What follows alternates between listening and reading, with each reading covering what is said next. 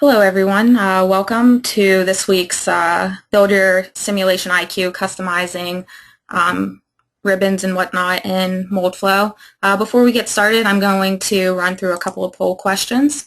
So my first one is, are you familiar with Moldflow's user interface customization options? No, somewhat, or I consider myself an advanced user. So I'll run this question for about 30 seconds or so.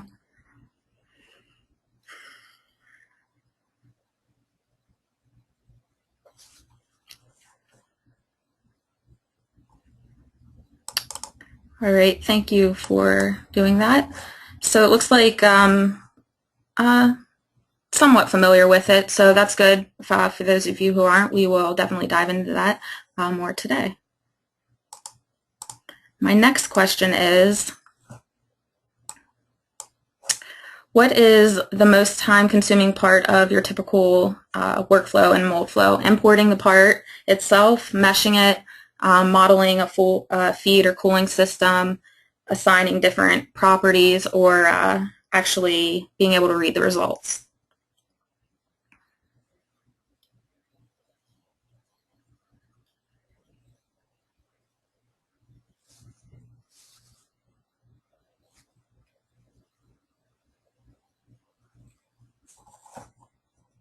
So go ahead and close that one and share those results.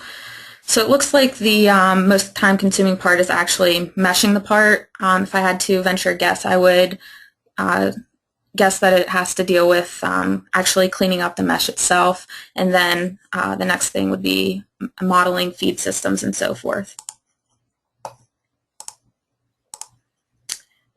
And then the last question I have is, what is your role in the part design process? You only design parts, you only design the mold, the part and mold, you review mold designs, or you do not deal with any of this, you're a manager.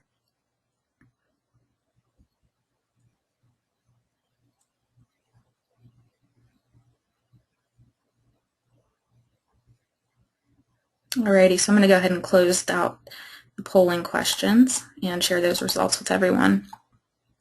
So it looks like most people here today review the part or mold design. So I want to go ahead and thank everybody for doing that, and we will launch into the actual presentation itself.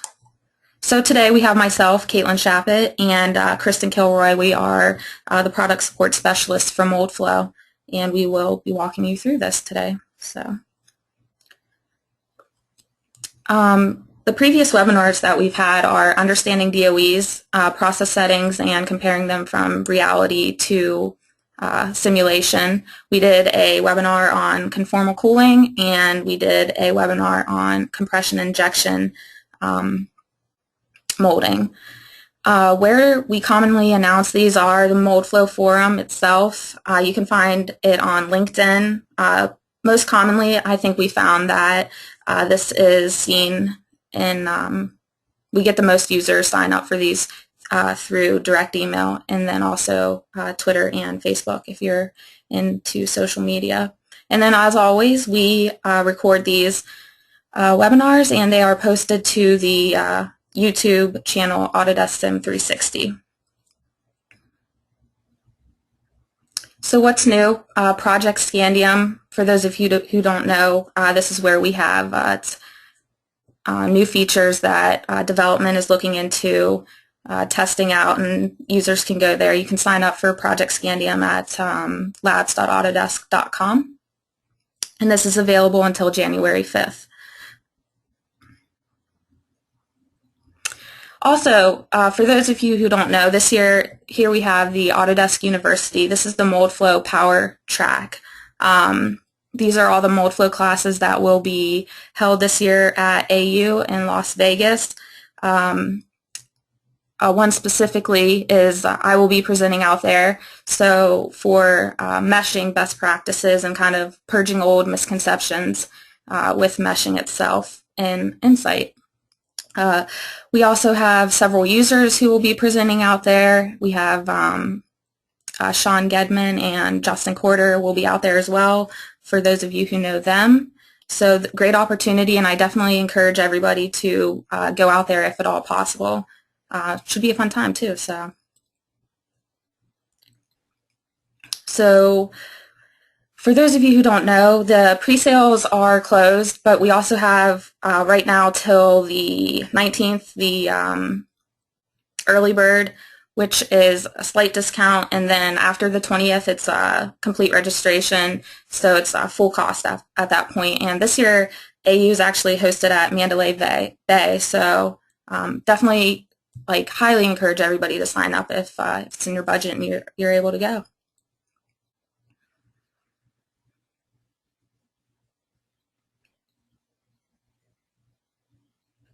So for those of you who don't know, the specialists here, myself and Kristen, as well as the specialists for other products, we write knowledge-based articles.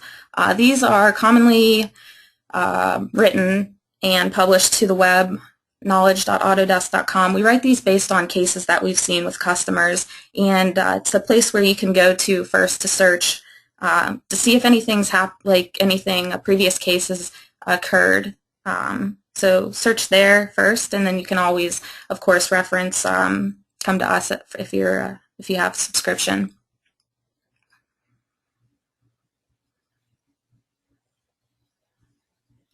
Next, I'm going to go ahead and hand it over to Kristen. She's kind of going to run through the agenda for today, talk about the shortcuts that we have within Moldflow, how you can actually customize the UI and your ribbon and customize different results, and then we'll do a live demo.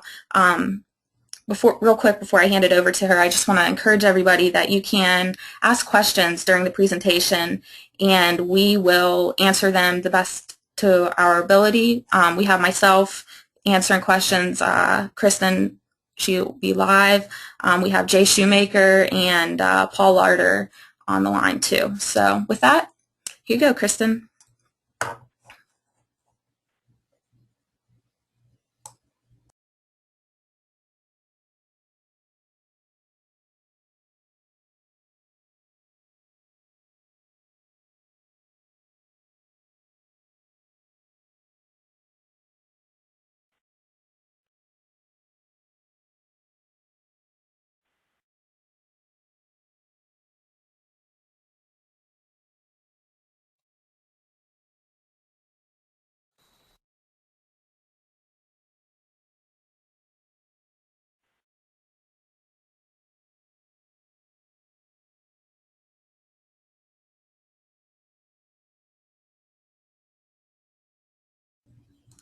Looks like Kristen's having a little bit of audio issues, so we'll give her a moment real quick to be able to sort that out.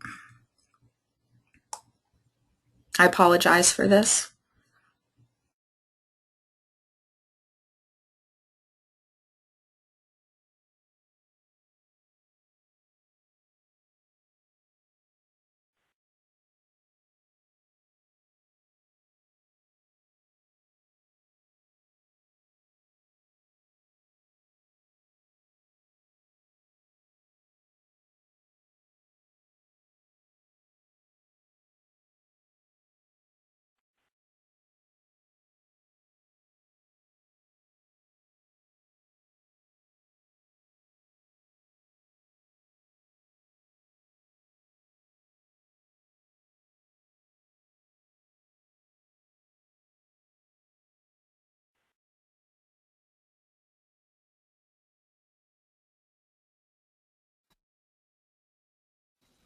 So we're just going to take a moment here. Kristen is signing out of GoToWebinar and is signing back in. As soon as she gets back in, we'll get going again.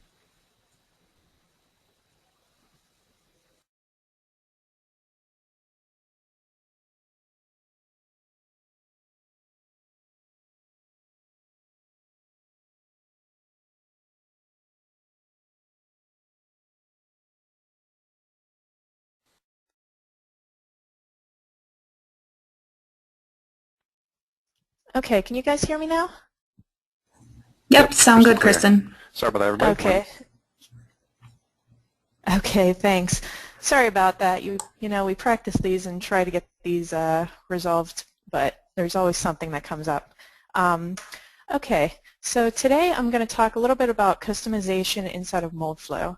Why you would use any customization in your workflows, as well as presenting shortcuts that are already existing inside of Moldflow, as well as how to customize the user interface and then also your results. And then I'll follow it up with a demo depending on how much time we have, and see if we have any other questions from you all. Now, listed to the right there are some additional resources. I've taken a lot of this stuff from both the Insight and Advisor help files, so there are a couple links to the online help files, as well as an AU presentation. Like Kate had mentioned before, those are also recorded. So this presentation that I listed here is actually from one of our customers, Tim Vanast, and then Jay Shoemaker with Autodesk. And they went through a really good description on customizing results, so you can utilize the customization ability inside of Moldflow to better interpret your results.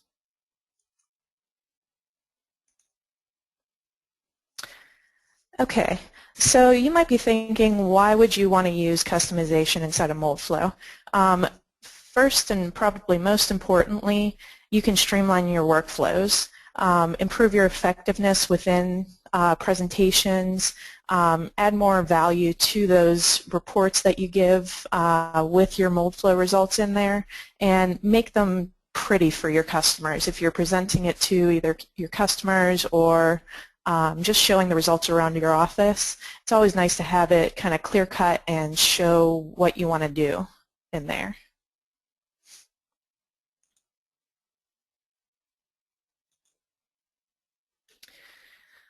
Now, I mentioned in the agenda that I'll cover a little bit about preset shortcuts.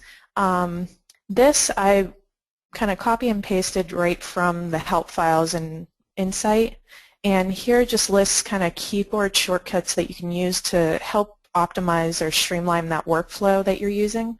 As you can see, there's kind of the typical ones, copy, paste, and so forth, that use your typical Control plus C or Z or whatnot.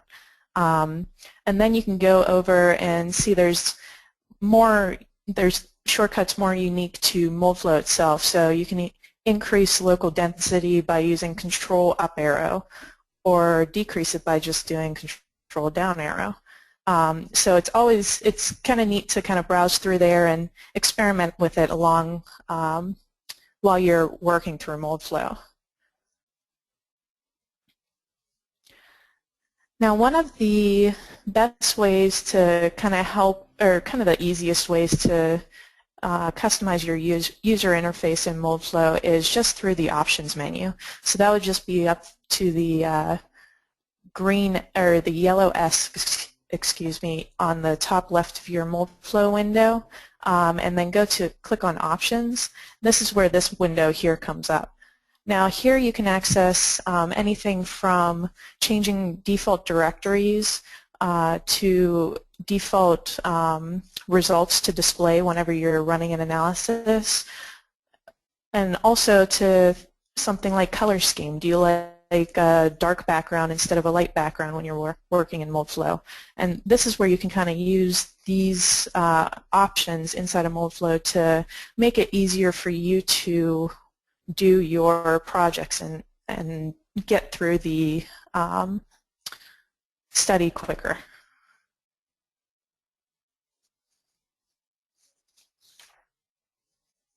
Now, going to the ribbon, I know in 2013 we introduced the ribbon in Moldflow, so several users are still a little unfamiliar with the capabilities of kind of moving it around and customizing it to your liking. So here's just a couple of screenshots. What you can actually do is relocate that ribbon to anywhere in Moldflow. So you can either dock it to the top, which is the default, or else have it floating or put it on the left or right side of the screen. Sometimes it's just easier to look at in a different location than the top, depending on your preference. And then you can also, in the middle picture there, lock whenever you're working in menus that kind of expand. Typically what they do is compress back to a smaller menu once you're done clicking in there. So if you want to kind of bookmark those to be expanded, all you do is kind of click, there's a little paperclip symbol on the bottom left corner of that screen there. That's where you would just click on that, and that'll stay expanded for as long as you want to use that tool in there. And then finally, you can also pull menus out. So if you want to make it a little more streamlined in where you're using the Create button as well as the Results buttons, you can pull those out of the home menu or any of the other menus so that they're more accessible and easier to just kind of click right away and go to that menu. So all of these I'll show you in a quick demo at the end of this presentation just so it's a little more clear.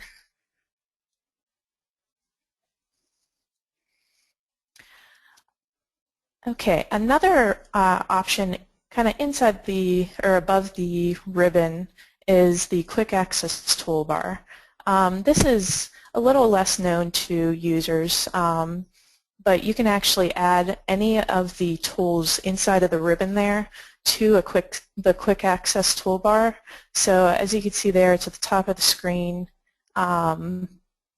where it says Active View. To the right of that, you can see there's an icon for Create Nodes or Create Lines, and then also to create mesh statistics, and then so forth. So those were actually put in there customly, so you can just add any which one of those just by right-clicking on any of the tools and selecting Add to Quick Access Toolbar.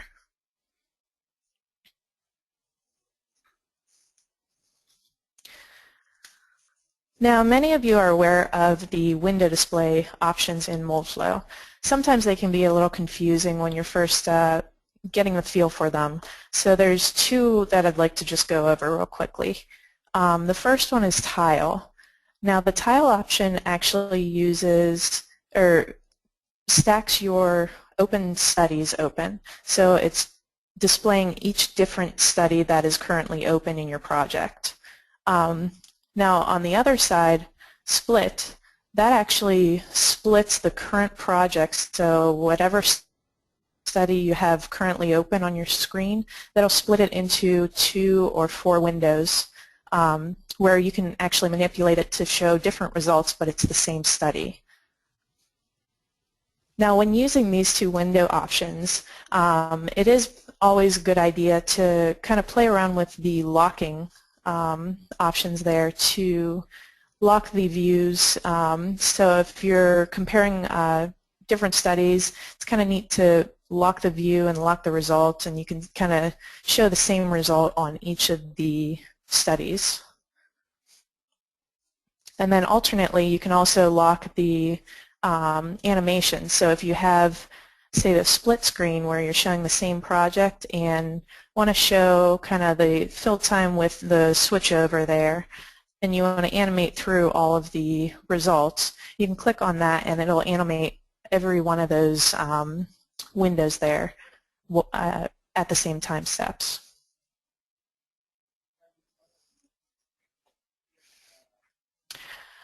Another key feature for kind of viewing results would be to overlay results. This can be kind of something you kind of have to get a feel for to play with first to understand it a little bit better. But what it does is if you click on one result and then right-click another result and select Overlay Result, that'll actually put it on the same plot. So it'll display both of them on the same graph or result. So here we're just showing a fill time plot with the weld lines showing. So you can see a couple kind of random lines throughout the part that don't really go with the fill time plot. Those are the weld lines. can I just add a note there? The second plot you overlay becomes the active plot. So if you want to watch the fill-time animation, you need to right-click back on fill-time and activate it so you're able to play the animation and see the world lines. Right. Yeah, thanks, Paul. If you weren't able to hear him, he was a little low.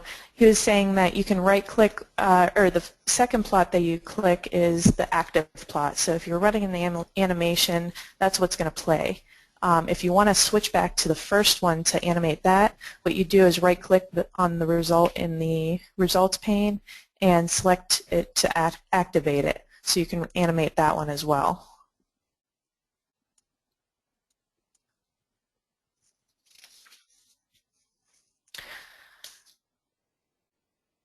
Okay, the next thing I'd like to cover briefly is the plot properties. Now each result has a plot properties menu, and sometimes they show a little different variations of the one shown in front of you right now. The tabs there show different options that you're able to customize your plots with. So the Methods tab shows the different styles that you're able to use, such as contour, shading, vectors, and so forth, as you can see on the screen now. Now animation, that tab would show or let you control how you want to animate your result.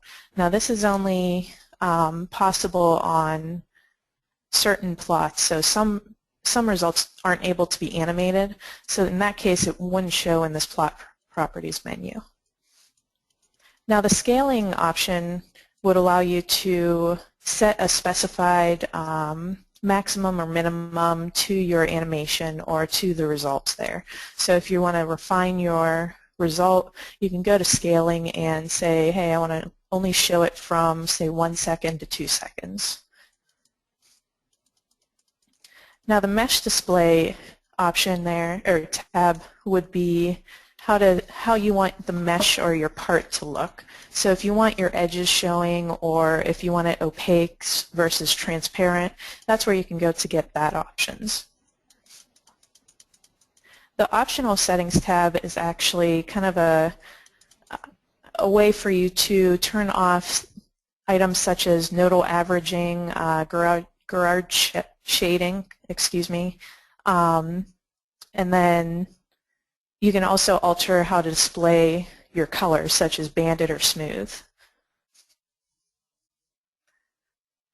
The deflection option allows you to control the magnitude, scale, and even direction of your deflection plots. You can also control shrinkage compensation if you want to turn that on or off, or just experiment with it. You can do one plot with it on, one plot with it off, and see what the difference would look like. The XY properties is more for whenever you have a result that has a graphical representation to it. So this is where you can specify your variables and make sure it's showing the results that you want it to show on there. The highlight and tensor options there are more limited to the results that they show up on. The highlight option is for mostly for the weld line plot, and this is where you can adjust what results it's showing, as well as kind of color the line it's showing it as well. The tensor plot shows the fiber orientation, so you can look at fiber information in that plot, or that option.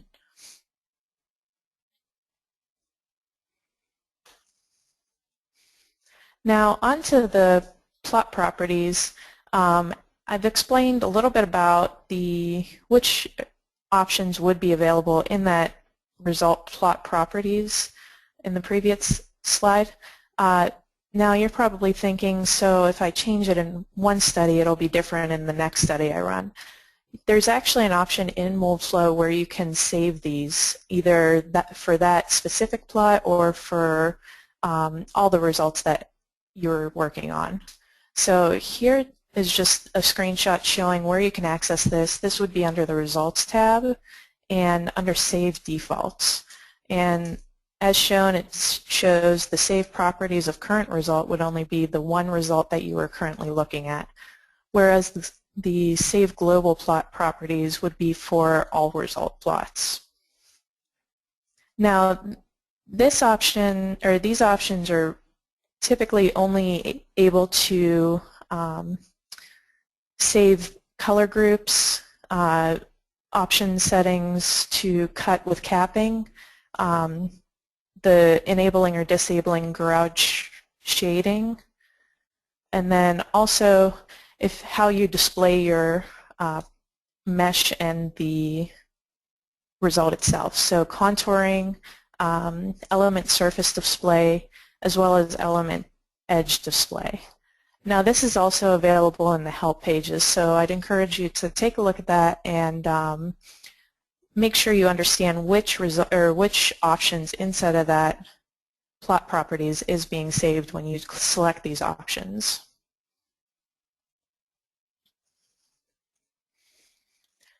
Now Moldflow has the default results displayed. Whenever you run an analysis, it'll show up with certain default results.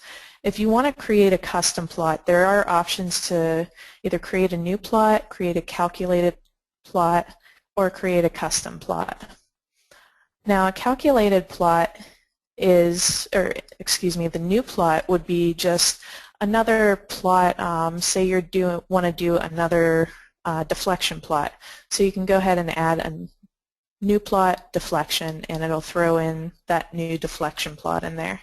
It doesn't really have any custom settings to it. That would be where you can go in manually via right-click plot properties and change stuff around to be different from the original deflection plot. Now the calculated plot there is actually a way to add a calculation into results. So if you have two different results that you want to either subtract the two or add the two, multiply the two, or do some sort of mathematical calculation and get a new result with it, that's where you can use this calculated plot option. And I'll run through a little demo at the end. It's actually the same one that Tim and Jay did in their AU presentation. So it's definitely a good presentation to reference back to. Now the last one there, the custom result option there, it's actually more for a different type of calculator result. So in this case, the window there shows deflection plot as well as clamp force. Now this is some additional plots it would show for would be birefringence as well as weld lines.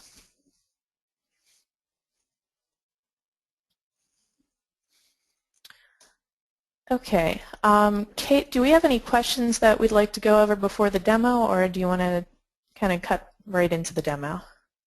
Hey Kristen, I would just go ahead right into the demo. Most of the questions seem to be tailored around the availability of the YouTube presentation itself, which, by the way, is on YouTube for everyone who missed that. Okay, great. So let's go ahead and launch Moldflow.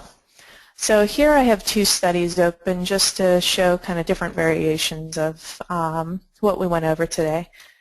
Here I just ran a fill pack warp study on one of the tutorial parts, and what I'll show you first is kind of where to get that options menu. So here's the options that I showed in the PowerPoint where you can change like colors. So if you say want to change the background to a black, you can go ahead, click that, apply, and sometimes the high contrast is a little bit easier to see for some users. Now what I'll do is I'll switch it back for now just so it's more uniform to what we're used to. And then here you could see you can also change colors such as the selection color. So if you're working with a few different assembly parts, it's kind of sometimes difficult to see some selection colors. If, say, you have a pink part or something like that, you might want to go in here and change it around to a different color so it's easier to see. Now, I also mentioned that this is where you can change default displays.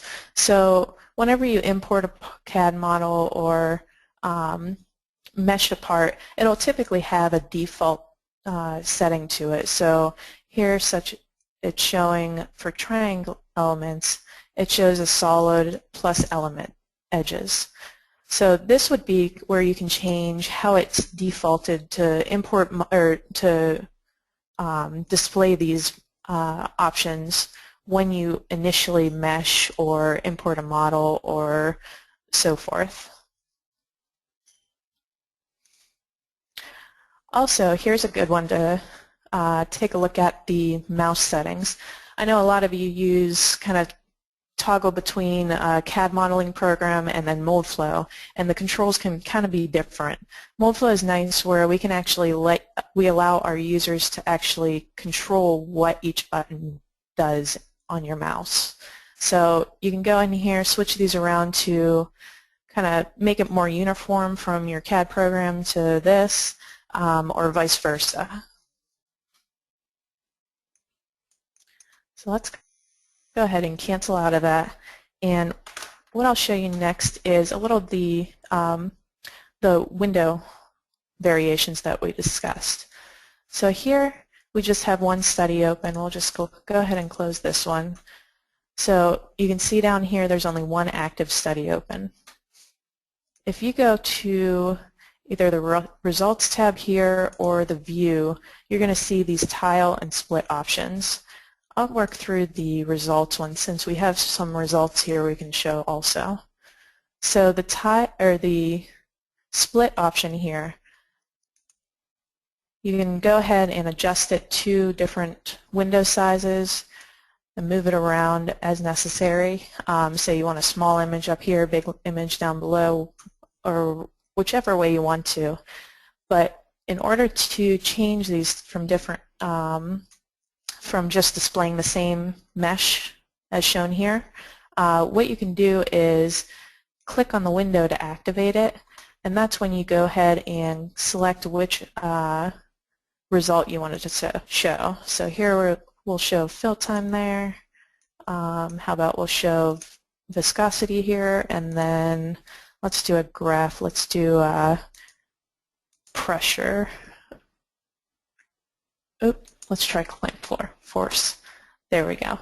So there you can see you can have different ones, and it's kind of neat to just compare them whenever you're looking for the optimal settings for your molding process. Now, as I mentioned earlier, the lock tools are very handy to use. So these are the lock tools up here. Right now, if I go like this, it'll only turn one of them. But if I click on Lock All Views here, it'll actually move each one of these to whichever orientation you want. But that still doesn't mean if I'm in this plot here, if I animate it, it's only going to animate that one. Now if I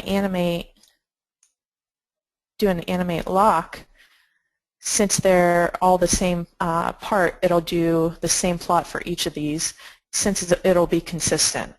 Now the animate lock would be, oh, I'm sorry, that was the result lock. Sorry for that. This is the animate lock, so let's go ahead and switch that back. Let's do pressure. And then clamp force. Okay. All right, so here we have just the animation locked as well as the views locked. Now if we animate here, it'll just do the single plot because it is different results throughout. So for instance, the bottom right one, the clamp force graph, is not going to be able to animate, so it's not going to run through any animation when you do that lock. This would be helpful if, say, we turn off the split here and switch it to tile. This is where it'll bring in both studies. So now we have two active. Tile it, and let's do a part lock. Now since they're two different parts, that's not really going to work. So let's disable that by canceling it out. Get them both back in view. And then select animation or result lock, and then animation lock. So let's just go into the fill time, run through the animation, and you can see both of them are running through. So that's a neat way to compare two different results. Say you have two different designs. You can go in there and compare how each of them fill. It's easier than switching back and forth between one study and the other. Okay, now let's go ahead and maximize this again. And let's take a look at that plot properties. So we'll go in here, right-click Properties, and here brings up the plot properties. As you can see, we could switch it to contour if we'd like. Now in this case it's going to be 3D, so it might look a little weird when you first see it. Typically, some people use it in 3D, some people don't. It's just kind of your preference. If you like navigating through all these weird looking contour lines, feel free to try it and see if that works for you. But let's go ahead and turn that off so it's a little easier on the eyes. Go over to animation. As I mentioned, this is where you can actually adjust. Say you only want a certain value range in your animation, or if you want only the current frame showing. And then scaling here.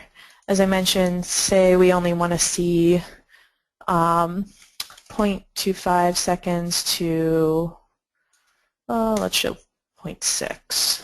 Apply. So here, as you can see, it's almost starting initially with it filled kind of because we're starting at 0.25 seconds. Now this can also be adjusted up top here under the scaling option. You can slide to adjust it. So it's a little easier if you're trying to narrow it down to a certain area or you're not exactly seeing what you desired to see when you set it through the plot properties. Up here it's nice to just slide it back and forth and kind of take a look at it that way. So we'll go ahead and reset that. And here is a useful option also, just resets it back to the starting at 0 and then the maximum. Okay, so let's go back into the properties. As I mentioned earlier, mesh display is where you can add if you want to see the feature line. So here you could see little lines surrounding the part. You can turn that off if you'd like. It's a little different to look at, more realistic, I guess. Or else you can add element lines. So here you can actually see, is your fill pattern following the mesh? Should you remesh the part because it's following a trend in the mesh a certain direction? But as I mentioned, it's defaulted to the feature lines initially. Now, if we went in and go back to plot properties, and let's try opaque for a display of the surface of the part, we'll go ahead and set that, click OK, and see here it's going to almost a filled-in part rather than a transparent part. And then it's showing the colored as being the fill pattern or fill of the part. Now say you want to keep that as the default. This is where you'd go into the default settings here and save property of current result. So that actually saves it, so the next time you open the study it'll show up, or next time you open a fill time result, it'll show up as an opaque appearance to the part rather than transparent.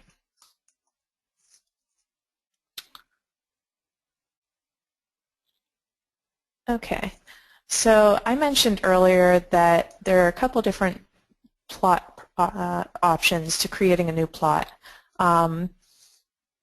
Here's where you can access it, as well as down here if you just right-click the result and click New Plot. What that'll do is just create a new default plot. So as I mentioned earlier, it'll have pretty much the same properties as your existing plots. It'll just be a copied one where you can change a different setting on it and just compare the two if you'd like. I won't go through and create that, but what I'll do is take you through a calculated one. So the example that Tim and Jay did were pressure differences. So say you want to take a look at the difference in pressure between your pressure result and the pressure at VP, sorry. And pressure. So what you can do is rename it, and then, as I mentioned earlier, you can add any variety of equations in here to make a new calculation of the result. So what I'll do is just select on the pressure result here, and then you can also choose a time step. So here you just specify at what time step do you want this calculation to be taken. So let's just click on one of those, and here what you can do is you can just keep it a single data result right like this, or since we're going to try and do difference between two pressures, you can do either add, subtract, multiply, divide, any one of those.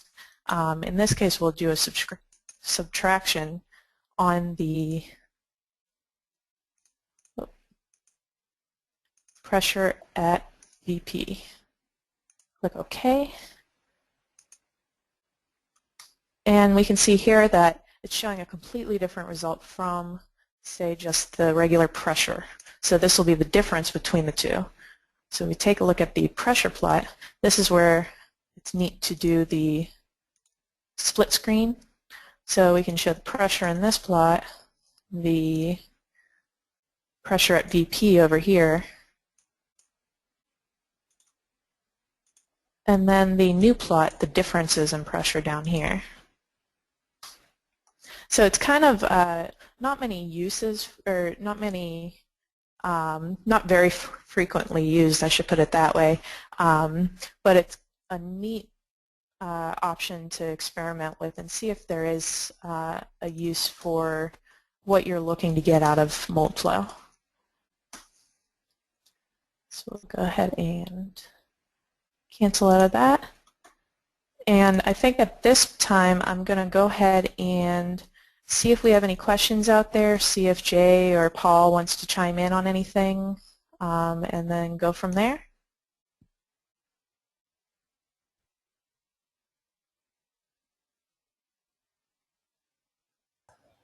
Hey Kristen, it's Kate.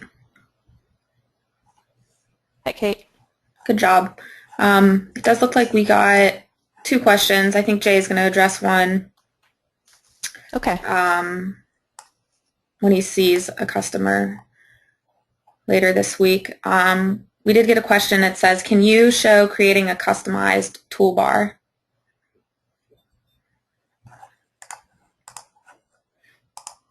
So is that referring to the I'm assuming the quick actual access toolbar? So here if we go into appearance, you can change if you want it to display small text off or whatnot. You can also go into docking positions, and this is where you can go switch it to the right side of the screen, or and make it floating if you'd rather that way. We'll go ahead and set it back to the top for now. So if we go to the Home tab here, so to be able to pull options out of this tab, it has to be one of these main tabs here, so you can move these around like this, but if you click on one of these and just pull it out, drag it out, you can pull it to your current window, the current display. Here you can also just keep pulling them out if you want to make a certain workflow, say go from process setup to, let's not do reports, let's do results.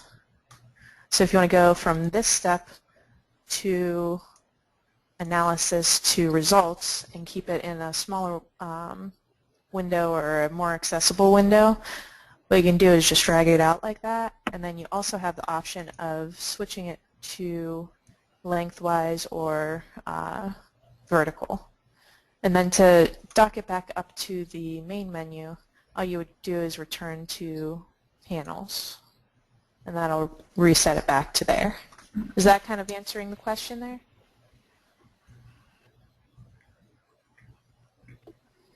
I'll wait to see if he replies back. Okay. Yes, it does. Okay, perfect. Yep.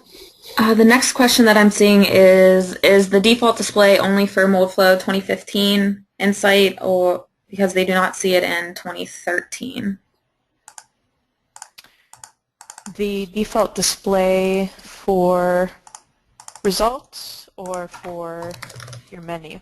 I believe it should be for 2014 as well, the saved defaults. Yeah, the saved defaults will be there in 2013 as well. Mm-hmm. The customer at 2013 might be in the old interface, so it'd be in a different spot, but it is there. Thanks, Jay. Jay, do you know off the top of your head where you get the new display in the 2013? Yeah, you would go up to the options, and then you can switch between the, I don't even remember the terminology anymore, probably classic display and ribbon or something like that. That's where you'd switch between the two, and you would have to shut Synergy and restart it to change the UI. Thanks, Jay. That actually does sound pretty familiar. Yep. There was a question about adjusting the number of frames that you can plot things with, and the question related to a velocity plot, but it would really apply to anything. So say if you did, I was going to say pressure, but you're already on, doesn't really matter what the result is. So if you go to, go back to methods, and you can go to you can put it on a contour, and then you see you have a number of contours. Depending on the result that you want and what you're trying to get out, that might be appropriate. Another thing you could do is go to the animation tab. Now, the way this particular result is written, right, you have 15 frames, so you can't get any more resolution because this is an intermediate result. And so if you click on the to or the from column, you can see the list of results. So if you want more resolution there, then you're going to have to run the analysis again with different intermediate result settings. Another way you can possibly tweak at things is go to the optional settings, go to change the color from smooth to banded, and then change the number of colors. The default is 24, and you can take that up or down to the maximum, I think, is like 63 colors. I don't think it's 64, which would seem, it is 64, okay. Seems I didn't think it was quite a power of 2, and but my memory's clearly not correct.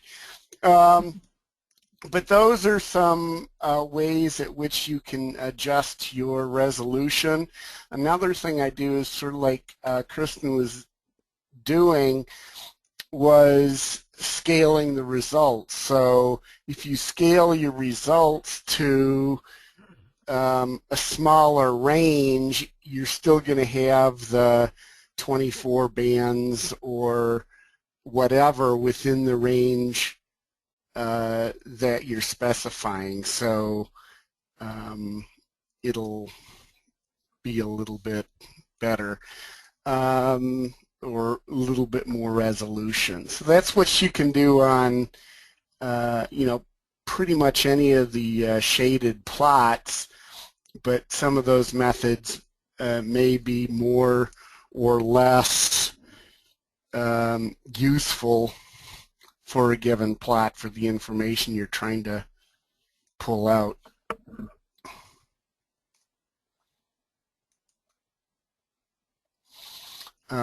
One of the things I have found on banding color, maybe it's my old eyes, but you get much above 30, 35 different colors. I can't distinguish between the color bands as well, especially in the greens. Little color blindness, a little old eyes involved in there, but sometimes you can,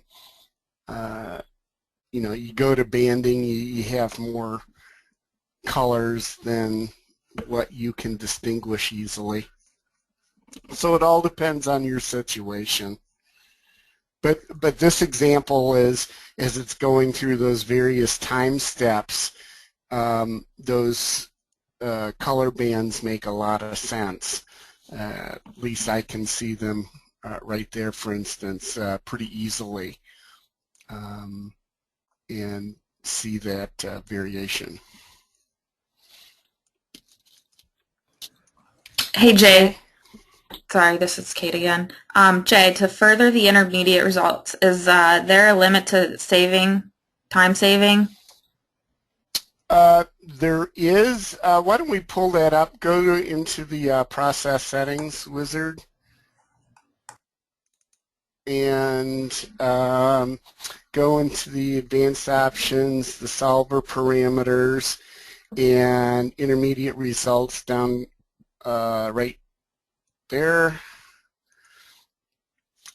First of all, we've got a couple of different times, or a couple of different ways. The default is constant intervals and specified times. In the AU presentation that was mentioned in this that Tim and I did, we talk a bit about this. I personally like specifying times rather than increments there. Now the trouble is you want specific times. There's you got to put in each one individually. It's sort of a pain. So I've written an API script to automate that process, and that script is discussed in the AU presentation, and you can download that script so you can use it. But if you go back then to the other option where we have the data, which is the default, we can put in those, and you can see there on the right it says the range is from 0 to 250. That's the number of intermediate results, and especially on 3D models, 250 intermediate results on a large model, you're going to tie up a lot of data very quickly.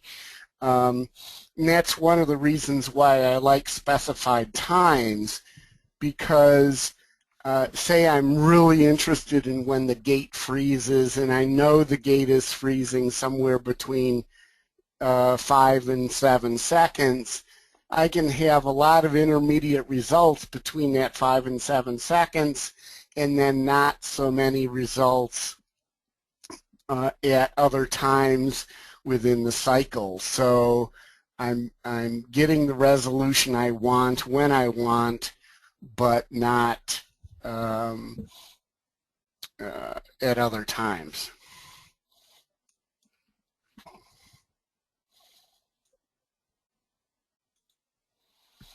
Let's see.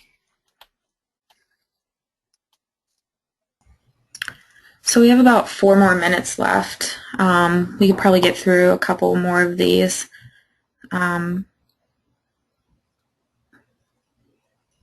Customer is interested in a demo of a control up arrow for local mesh density control.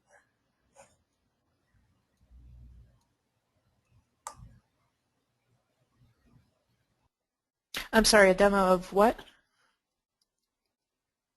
The control up arrow for local mesh density control.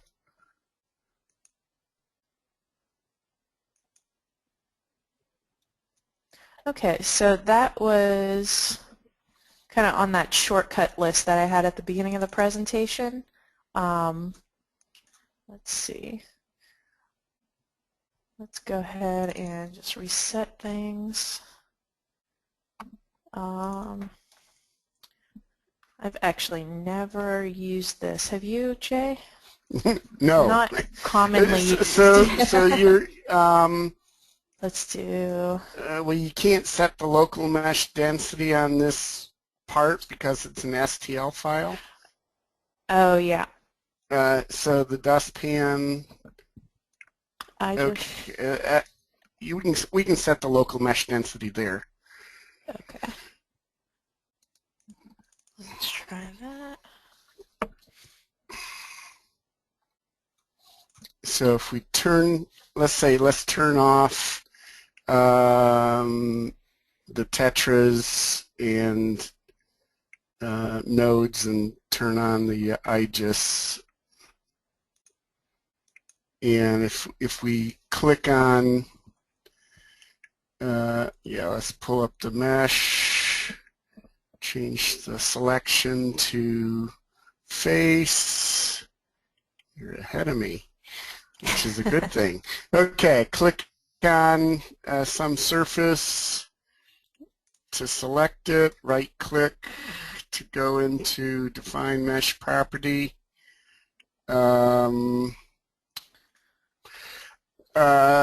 Local mesh density quick change, I think, is what they were referring to. And like you mentioned, I have very infrequently changed it. So I've forgotten exactly what its behavior does, but it somehow goes through and increments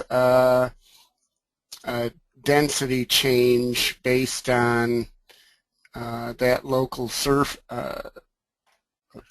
that surface, and you can, decide to take those numbers or key in your own, which is what I always do.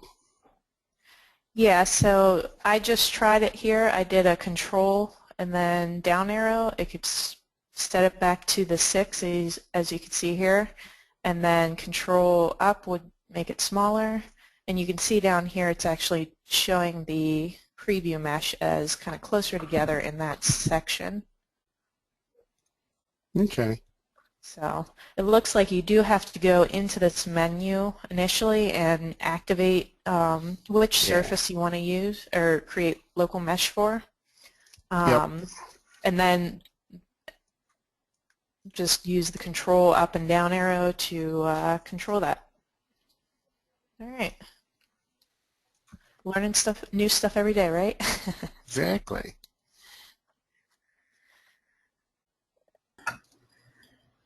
Alrighty, well we're at the top of the hour here.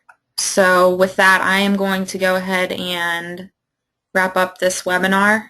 I want to thank everybody for all the questions that they asked. Kristen, you did a great job today. I want to thank Paul and Jay for being on the line to assist with questions. For those of you who weren't able to get to your questions, I definitely encourage you to go to the the Moldflow Forum and ask your question there, or possibly your question has been asked before.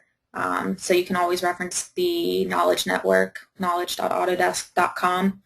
And again, this YouTube video, or this webinar, excuse me, will be posted to YouTube within the next day or so. And for everybody who joined the webinar today, you should be getting a link sent to your direct email with the YouTube video, so you can always find it there as well.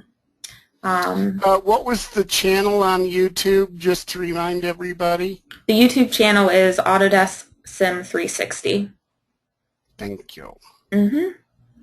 Alrighty, well with that, I am going to go ahead and end the webinar, and I thank everybody for joining today. Have a good day.